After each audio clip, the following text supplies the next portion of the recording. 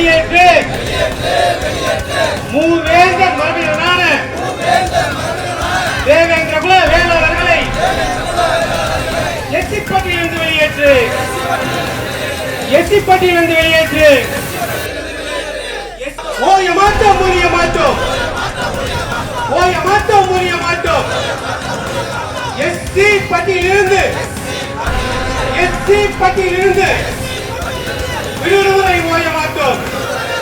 தொன்மை வாய்ந்த பூர்வ குடி தமிழ் மக்களான தேவேந்திர குல வேளாளர் சமூகத்தை எஸ்சி பட்டியலிருந்து விடுவித்து தேவேந்திர குல வேளாளர் சமூகத்தினுடைய மக்கள் தொகை எண்ணிக்கைக்கு ஏற்ப 10 விழுக்காடு தனி இடப்பங்கீடு வழங்க வேண்டும்.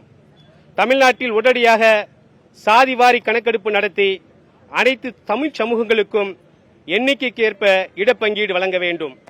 காவேரி, குண்டாறு, வைகை நதிநீர் இணைப்பு திட்டத்தை உடனடியாக செயல்படுத்திட மத்திய மாநில அரசுகள் நடவடிக்கை எடுக்க வேண்டும்.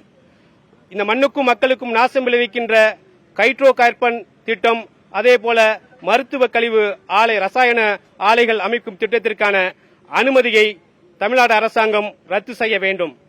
சிங்கள கடற்படையால் சுட்டுக் கொல்லப்பட்ட தமிழக மீனவர் குடும்பத்தில் ஒருவருக்கு அரசு வேலையும் அந்த குடும்பத்தினருக்கு இழப்பீடு வழங்குவதற்கு மத்திய மாநில அரசுகள் நடவடிக்கை எடுக்க வேண்டும் என்பதை வலியுறுத்தி இன்றைய தினம் இந்த ஆர்ப்பாட்டத்தை நாங்கள் முன்னெடுத்திருக்கின்றோம்.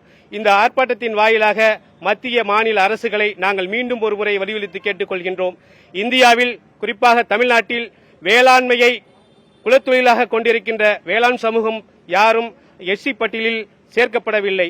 இந்த இப்படியான காலகட்டத்தில் இப்படியான சூழ்நிலையில் வேளாண்மையை காலங்காலமாக கிட்டத்தட்ட 5000 ஆண்டுகளாக வேளாண்மையை குலத்தொழிலாக செய்து கொண்டிருக்கின்ற தேவேந்திர குல வேளாளர் சமூகத்தை வரலாற்று பிழையாக 1930களில் தேவேந்திர எஸ்சி பட்டியலில் இணைத்திருக்கின்றார்கள். இந்த எஸ்சி பட்டியலில் இணைத்திருப்பதை மத்திய மாநில அரசுகள் கவனத்தில் கொண்டு உடனடியாக இந்த சமூகத்தை விடுவித்து மிகவும் பிற்படுத்தப்பட்டோர் பட்டியல் அல்லது பிற்படுத்தப்பட்டோர் பட்டியலில் அந்த மக்களுடைய எண்ணிக்கைக்கேற்ப இடஒதுக்கீட்டோடு இணைக்க வேண்டும் என்று இந்த ஆர்ப்பாட்டத்தின் வாயிலாக மத்திய மாநில அரசுகளை கேட்டுக்கொள்கிறோம். தமிழர் அதிகாரத்தின் சார்பாக தலைவர் அழகர்சாமி பாண்டியன், அனைத்து சமூக தலைவர்கள், அரசியல் கட்சி தலைவர்கள் கலந்து கொண்டிருக்கின்றார்கள். நன்றி.